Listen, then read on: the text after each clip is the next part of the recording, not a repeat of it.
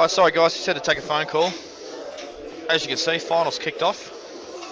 And Brett will be back with us shortly, I'm sure. He's just gone walkabout.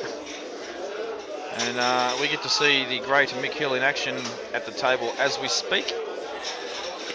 And I'll tell you what, it's very lucky for Dan that Adam Andreski's name isn't any longer, otherwise there'd be some serious trouble fitting that onto the little tab at the bottom of the screen there.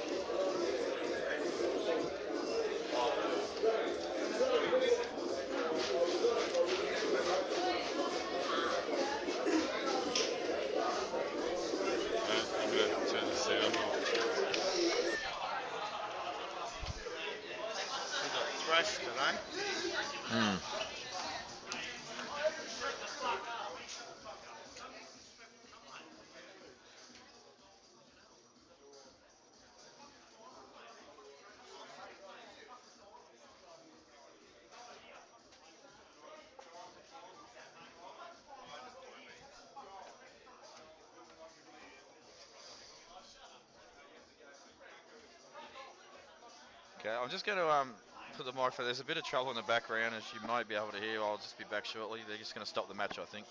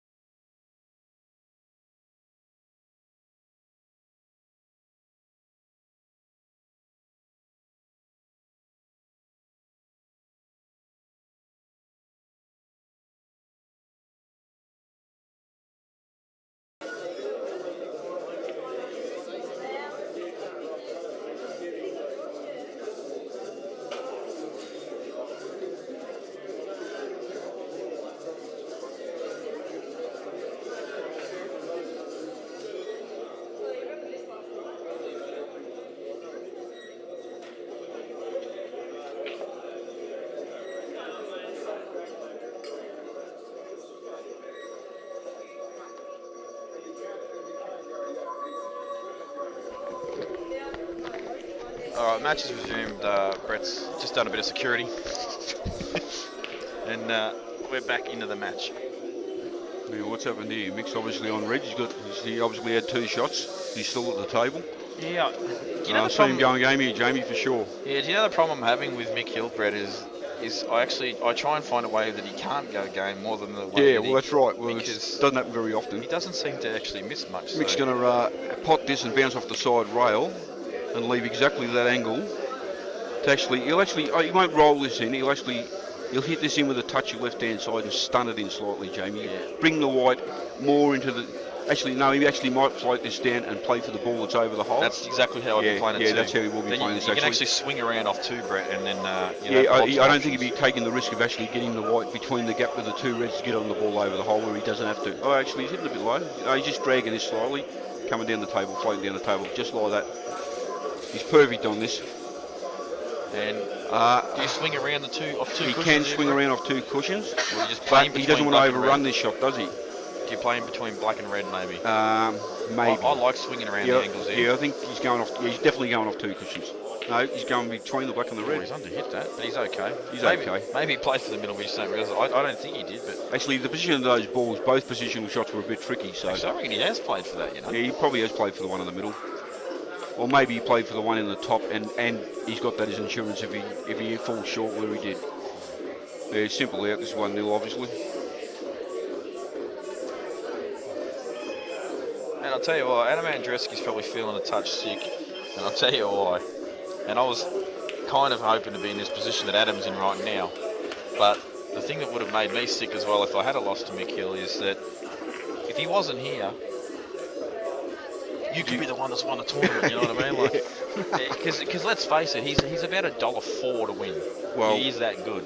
But you know, I wouldn't say $1.04 at the start of the tournament, Jamie. not at the start, but in the Talk final. about now. Yes, Yeah, in the okay. final. And obviously that takes nothing away from Adam No, Andreski because he's a absolutely great not. player. But the problem is, if your opponent doesn't miss Yeah. when the balls are there, how do you beat them? Well, there's a pure example of it just right there and then. There's still a lot of players in this room that maybe wouldn't have got that out, even though it wasn't that hard. Mick was never any chance of not getting it. Exactly right. So, and it rarely is he ever a chance of not getting it out at all ever. And that's why he's such a great player. And I think the only way to beat Mick Hill, to be honest, is to get a ball off the break every time and clear. Yeah. And Yeah, you've got to go. You've got to get a ball and clear. Yeah. I know that sounds really dumb. It certainly would put yourself in a advantageous position, no doubt about that. And actually, the reason I actually say that is because I watched him. And I think I've mentioned this before in previous streams. I watched him play Gareth Potts in the World Final one year, live, and it was race to 11. Gareth Potts was the only person to miss one single ball, and it cost him the whole match. Okay. They basically, every single frame was so break. He missed one ball for the match out. and he lost the match. So there's the proof in the pudding. So Mick Hill didn't actually miss a single ball for that whole match in the race to 11. It was a ridiculous pull, probably the best pull I've ever seen in my life. Mick's taken yellows here. Now the reason he's played that shot is because it left him exactly the perfect angle on the ball on the right hand side rail to stun this in with a touch aside and knock those two dead yellows on. So he's going to come between, like hit any contact here, he moves on and he's on the ball over the hole, which leads to the one on the top rail, which he just rolls in after that. I think we're seeing Mick go game again here. Yeah, it obviously all comes down to the contact of this shot. It comes down to knocking this ball into the contact, yep. Well, there it is. Yeah, I think Mick's going game. The contact apparently is perfect. Yeah, I think he's taking the one over the hole now. The reason being because he's going to have to be slightly high on it. Then he can just roll the one in the middle and get the white up the table a bit. Then just roll the first yellow into the middle pocket. He's naturally running into prime position on the other two. He takes them in whatever order he lands. He sees fit. And the black into the top left-hand pocket. And he's not doing that. He's actually going to leave the ball on the top rail here to last. Yeah, I don't think that's a bad option either, to be honest. It's not a bad option, yeah. Transitioning from the ball on the rail back to centre table is actually not that easy. Yeah, it's a bit trickier, yeah. Geez, that pulled up a touch there quick then. Yeah, he's gone a bit hard on that, but he may have to go take that ball on the top rail second there, Jamie, unless he can pot this and not disturb anything. Well, he can take the ball to the top left, and this yellow, he's closest to the white now, actually passes to the bottom right. Yeah, so he can actually stun but that, play the problem I see then, if he actually plays for that ball, he's got to force that to get on the other.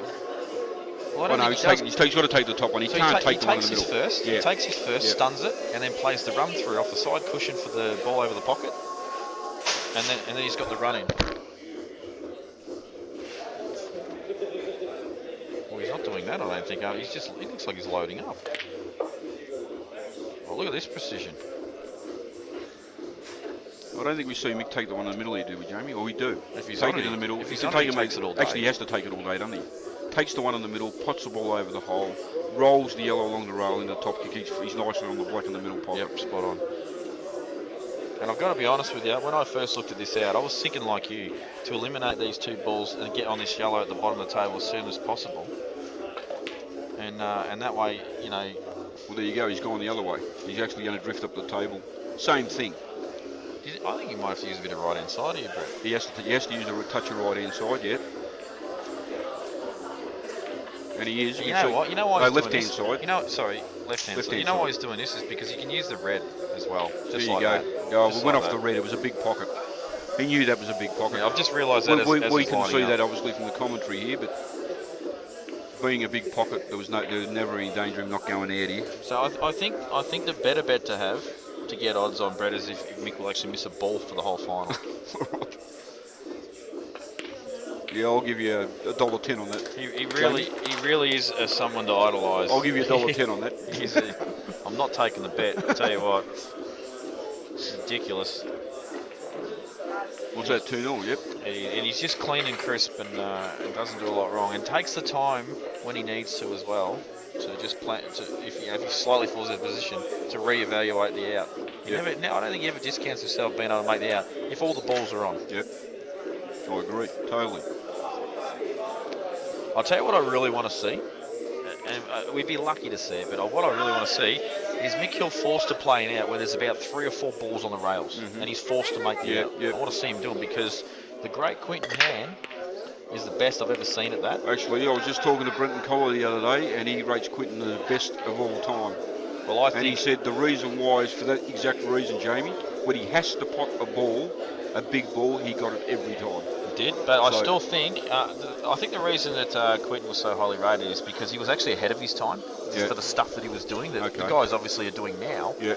But I still think Gareth Potts and Mick are better. Okay. In my opinion. All right. Okay. But when I went to England, all they did was ask about Quinton. So that's how much they rate him over there, and that's where the best players in the world are. So.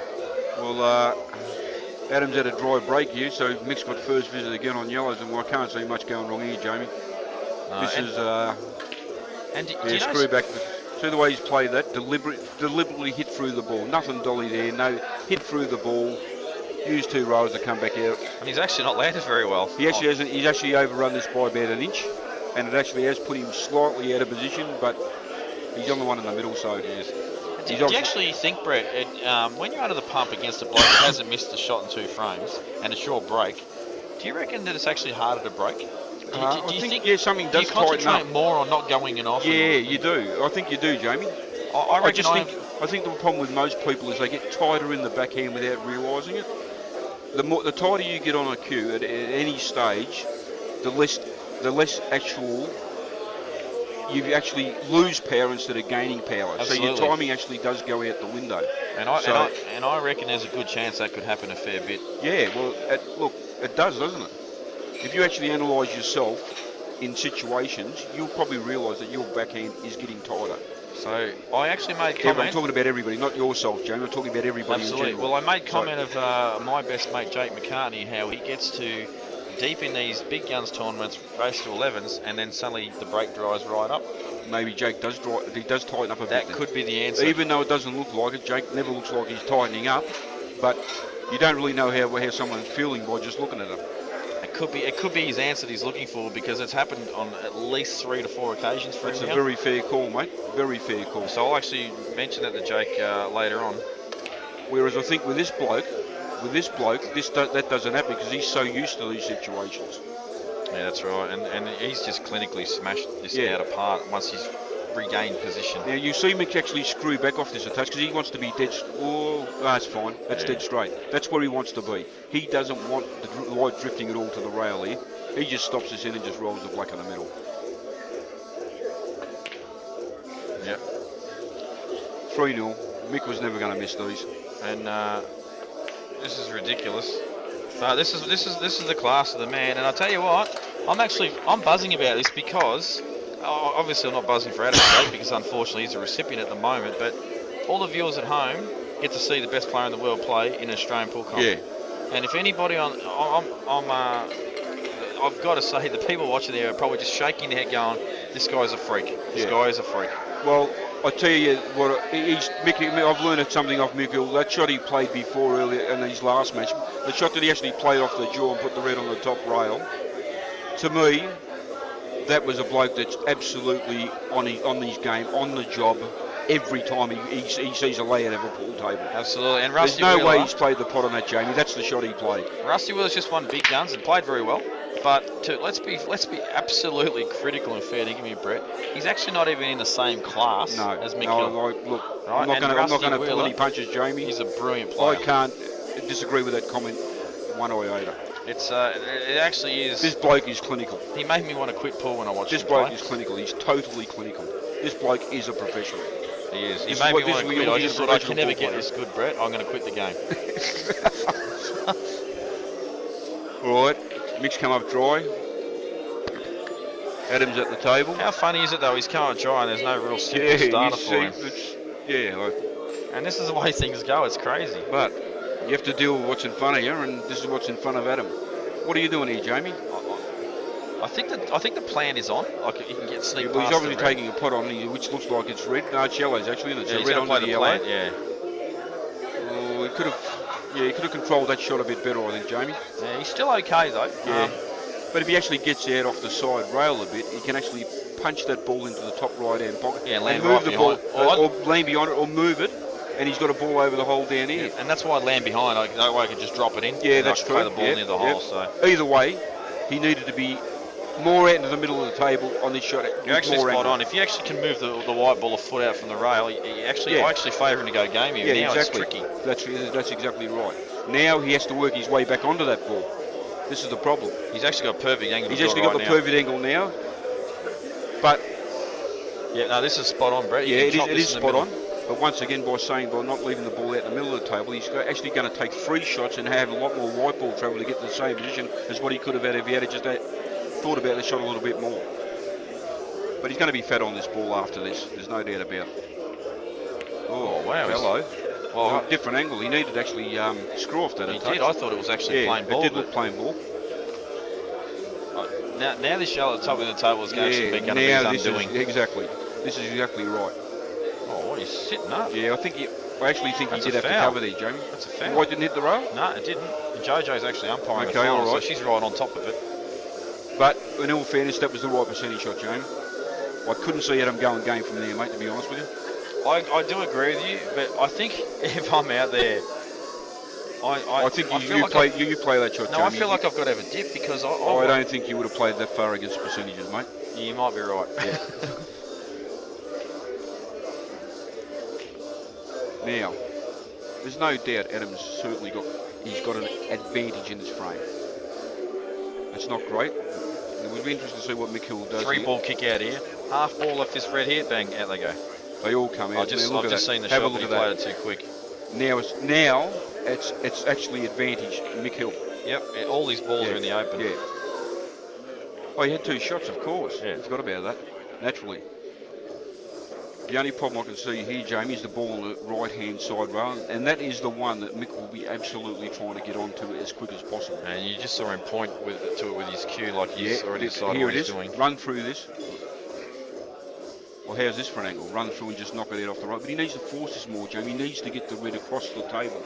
You cannot leave the red in that vicinity. You must bring the red past the black and the yellow. I agree completely. So he's just looking where it will go. He could maybe even screw off the one in the middle pocket on the left-hand side here, into the rail and back out. What's he doing? That's actually a shot I don't think he'd He's play. actually coming around behind it now, I think. He is. I'll tell you something I've There learned. you go. He had a perfect angle to do Great that. shot. Great shot. That's ridiculous, actually. But then there's a lesson I've learned there, though. You need to get on that ball as quick as possible. But seriously, Brett, give me a spell. Chris Yeah, well, look, the angle's there. Mick knows the angle's backwards. He knows where to hit the white. He knows how hard to hit the white. When he sees an angle, he just utilises it. He exploits it to the maximum. I'll tell you something that, you mentioned he could screw back and play. One thing I've noticed about Mick, he doesn't actually play a lot of deep screw shots where you've got to land in 5-cent coin areas because it's such a hard shot to control. He would actually rather run the white naturally around angles. Absolutely. Well, that's common sense, Jamie. It is, but the thing is, it's actually not that easy to do a lot of the time because a lot of the time your mind doesn't think that way. And if you do play natural angles, you actually need to understand angles brilliantly. And unfortunately for me, I actually don't read angles as well as what, say, like, for example, Jake does. Yep. Jake reads angles brilliantly. Yep. I don't read them as well as he does, and I think you read angles brilliantly as well. If there's actually a way to teach someone to read the angles right, I'd love to know what it is because I'll be right on that train. I think when you come from the pot of the ball, you actually start to read angles better, Jamie. I mean, you pot very well, but you haven't been playing that more attacking style of game. You're covering more or whatever, which I believe you're a better player than that. Well, you are. You'll only get better than that sort of thing. But when you say you don't read angles, I think angles just come with just reading the balls and playing the shot. Yeah, you're probably right I think you do read the ball. I think you do read the angles well. You do. And I think with the newfound technique that you've given me last night as well, Brett, mate. Once I keep working on that, I'll feel even better. Oh, I tell you what, that wiped his feet. It did, but you nearly still... seen Mick Hill miss a pretty easy play. Yeah, no doubt, Jamie. The way you were striking the ball last night, you're going to be a force to reckon with, no doubt. Oh, I hope to be. Not that you already haven't been, but all your percentages are going to go up. I can see that. So Mick Hill to 4-0, and he's basically on the hill already. No pun intended. And will he miss a ball, Brett? No. So the $1.10's looking pretty good. I actually feel bad for Adam. I really do. Like, Yeah, I know. What, he actually. I kind of, for about 4 seconds, I hated his guts because he beat me. Which is right.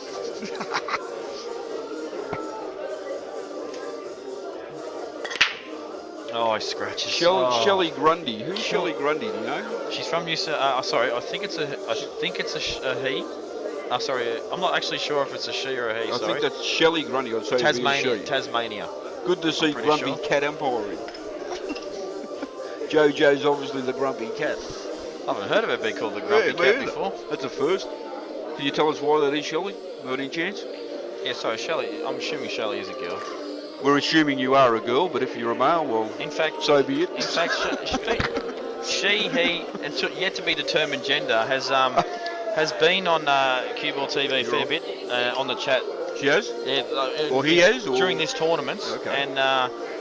And first time I've actually seen it, but obviously I don't read it too much, but the first time I've seen it, and has some really good comments to make, so yeah, much appreciated too. Yeah, definitely. And Mick now he gets on the side rail there, he's just going to drop this inbred.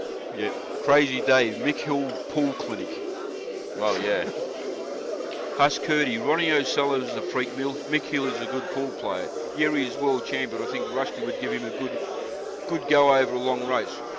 Huss, this bloke is probably the best you can get. So. Huss, I like your comment there, mate. I think Rusty would give him a good go, but I still, like, how do you actually beat a bloke that doesn't ever miss? No, that's the problem. No. I shouldn't say ever. And not only that, his perception of the way the balls lie and his safety play, attacking safety play, retaining safety play, all forms of safety play, are top shelf. I was actually talking to someone earlier in regards to the tactics, and someone said, how do you reckon you go against Mick Hill tactically? And I said, there are two different types of tactics in this game. There are pocket controlling tactics, and there are tactics where you are running the white and landing it in a certain area to leave your opponent in a really bad spot. And he actually did that earlier on in the match against Cran. We spoke about where he put the white and Cran couldn't do a thing. Yeah, right. Absolutely. So I said, I think if it was a pocket controlling type affair, I could give him a good run. Yeah, definitely. But these shots where you're actually putting the white ball in a certain position to leave him absolutely stuffed. That's a very fair call, Jamie. I have not a hope in hell of matching him. That's a very fair call. How does Mick go about this now, Jamie? I think he can actually probably run through. He can't screw back off that, can he? Can he? He can. Well, it's going towards the pocket, isn't it? Yeah, it looks like it's going off to me. I think he has to take this ball here. He's swinging. He's potting this off 2 rows between the gap of the 2 yellows. He's actually playing on the middle red, but knowing if he overhits this, he's on the far red. That's what he's playing here. Just like that. That's what he's playing. That's exactly what he's playing. That is a great shot. Yeah. You're spot on there, Brett. He had a backup ball, and just in case he didn't land exactly in the gap of the 2 yellows. Now, what's the angle on this? It's thin. Mick is he's actually just hitting this high and just clipping off 2 rows and bringing the white back into the middle of the table. He's trying to get straightish on this red to get on the black. But either way, it doesn't matter really unless he lands very high up the table, he's going to struggle to get on the black. As long as he comes down the table anywhere near the ball line, Mick will be able to play a positional shot to get on the black here. I'll tell you something, while he's running through these as well, if you ever get a chance to watch Mick Hill in a DVD in a world final, the reason I was so attracted to his game was also his personality in relation to his facial expressions and his character at the table. It just made me crack up. I thought it was brilliant. He kind of looks into the distance and up at the roof and sort of... He's actually landed short here. He's not perfect on this. He's absolutely perfect. No, he's not. He's not, Jamie. He's actually out of position here. He can only roll this in and play a fine nick on the black down the row, but I don't think we'll see Mick play that. I think we'll see Mick put the red in the top pocket here. He's actually screwing off. He's going to put the red in the top pocket and stun around off 3 rows and get fat behind him. No, he's playing a soft There you stun. go. He's got a fine clip. Well, do you reckon he'll play a drag shot here, soft screw drag? Yeah, he'll play a drag that's the only shot. way to play this shot. Drag shot is the only way to play this shot. Actually, Dale Watson is the best that I've ever seen at this shot. Fair dinkum. Yep, Dale Watson. I played him the other day. He was absolutely sensational. You're the best I've ever seen at these shots. And he's, oh my God. There we go, one missed the ball. The $1.10's gone out the window. I'll tell you what, he got the leg up there, but did he do that for the crowd? And I'll also say something about Dale Watson. He played some sensational shots in that match. And if anybody underrates Dale Watson, he's the man that's hard to beat. No, he's the most improved player in He is hard Victoria. to beat, mate. I was very impressed the way, and I was exceptionally lucky to beat him.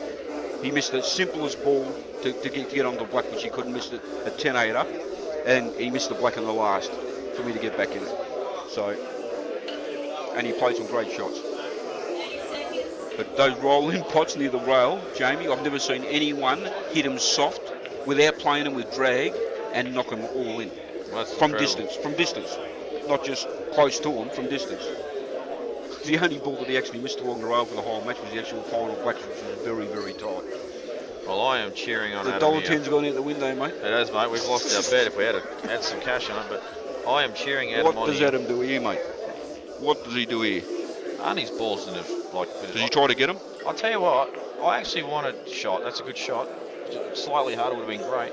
I actually would have much rather have Mick Hill be on these yellows and have Adam have the black over the pocket. Not because I want him to obviously miss the black, but I want to see him how he goes out. That's a situation you want to see, yeah. I want to see how he makes this out. Well, yeah.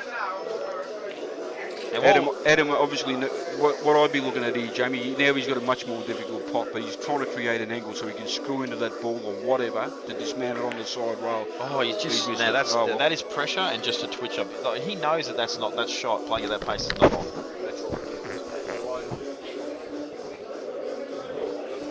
And so Mick Hill will pot the black and win 5-0. It was almost preserved himself to giving up there, but. Adam Andreski can hold his head high. He has had a very good tournament, and he's beaten some very good players along the way, and I'm not just saying that because he knocked me off. Shelley just told us she is a female, so we declare thanks for that, Shelley. Well, there you go, Mick Hill, champion of Anzac 2014, very well deserved.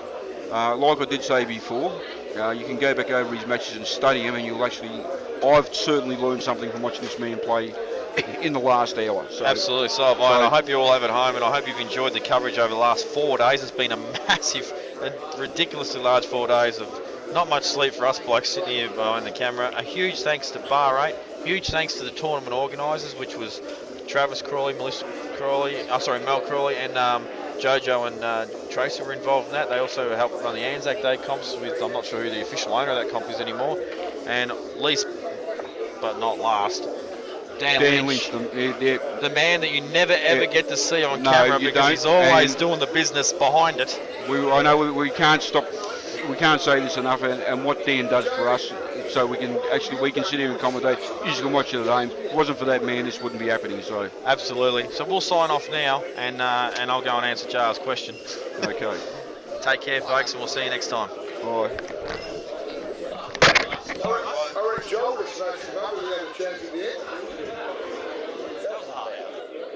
So when he played that yellow, like, he knows that's not on. He just smashed it like he gave up. I reckon to be pots out. He is, mate, because he's only got one double back in the middle. Yeah. That's all he's got to do. But he overhit it the shit out.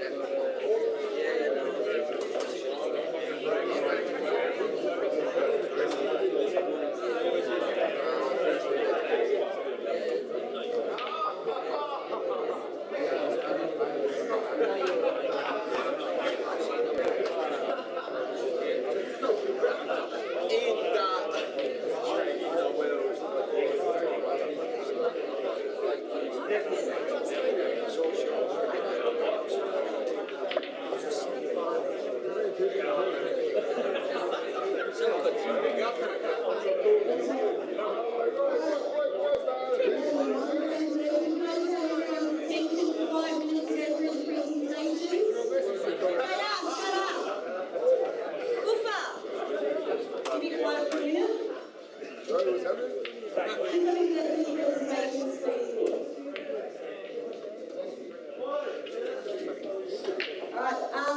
Firstly, I'd like to thank everyone for coming down to the Anzac tournament. It's been a great 4 days. Firstly, I'd like to thank the sponsors for the Anzac tournament, which were Mickey Services, Peter Dino Hospitality Merchandise, Quest Fund Rural, which was Stater, Ben Darts, Mark Crew, Top Gear Resources, All Table Sports, and Riley Tables, Mark Scarrett Washing Machine and Dryer Repairs, Mark Ollie and Tim Sheldon and Houston Minutes, Peter Appaloni Building, Reese Crowell Plumbing, CueballTV and AKT Trophy Centre. Thanks to all the interstate players for coming over. Thank you to Georgia and Bahrain. The food and everything's been fantastic. The hospitality, all the pizzas that they put on for everyone to eat this afternoon's been good. Thank you for JR for doing the Calcutta. We appreciate that.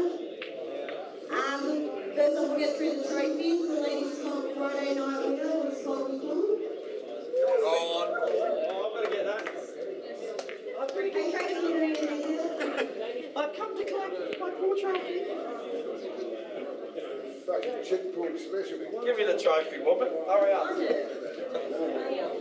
I'll throw this guy out the window. Just so you know, the Friday night knockout comp winner was Steve Jamison. Best lady for the Anzac tournament, Lisa Nail from South Australia.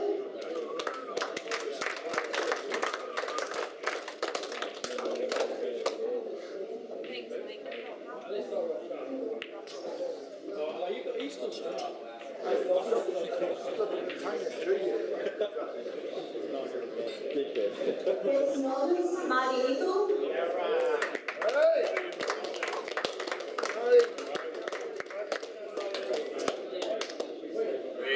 Best intermediate, Steve Johnson. Who's the fucking intermediate? You're an intermediate. That's what I said. You've got to be kidding me.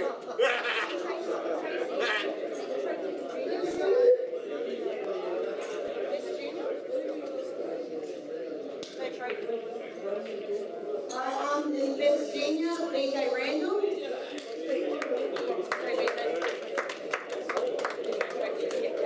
There's number 1, he's 26. And the trophy he's already actually collected his cash. King of the Blocks, Ben Noonan. King of the Blocks. Right, Ben. Benny's starting to chase those blocks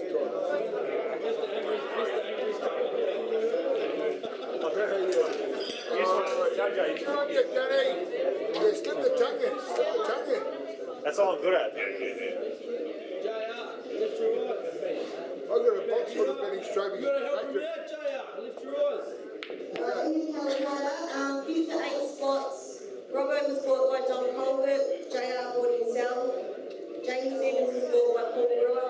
Wayne Richardson was bought by Wayne. Gussie Giorgio was bought by Kevin Harvey. Cranberry was bought by Lee Sweetland. Second place, Adam Andretti was bought by James Delahunty. James come and collect your money. Miss Della. Mind you.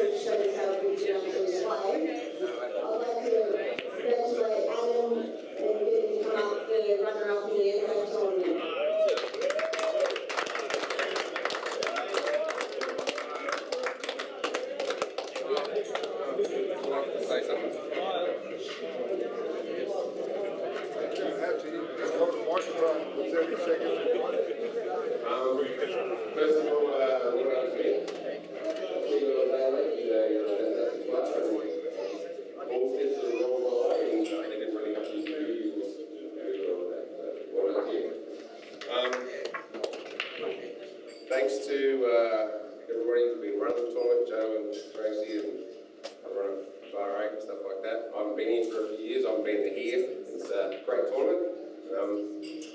And had a ball, and apparently, according to Aaron, we're coming for the big guns next year. So look forward to see everybody here next year. Thanks a lot.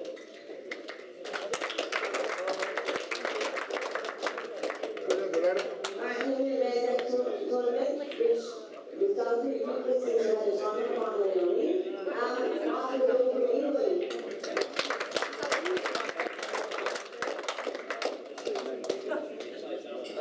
Yeah, just to reiterate what Adam said, it's been a great event, and well done to obviously Joe, Tracy, everybody, all the staff of Bahrain, Georgia, Benny, whatever, it's been a fantastic tournament again. I dare say so, I'll be back next year, but you might be getting a bit cheesed off with me now, so I'm not sure about that. But no, well done to the winners, Rusty, for the big guns. It's actually really good watching you blokes play over here on your own equipment and seeing how well you can play. The ace man, rolling back the years, we had a couple of conversations about it last couple of days, and yeah, well done to him, and he can still mix a few young blokes. Yeah, thanks again. Yeah, see you later. Cheers. Thank you.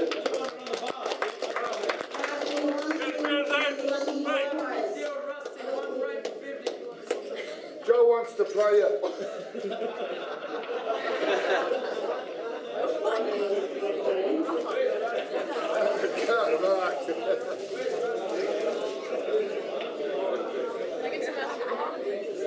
Please, come forward and name out.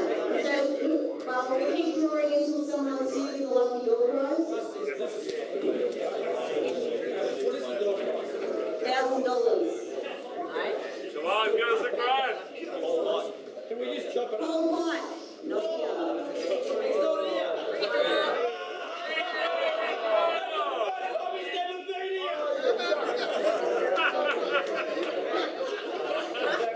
Lee Sweetland, Drew Lee Sweetland.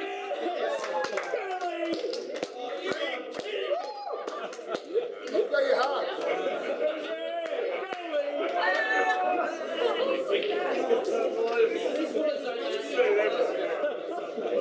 I know that Joe wants to play you.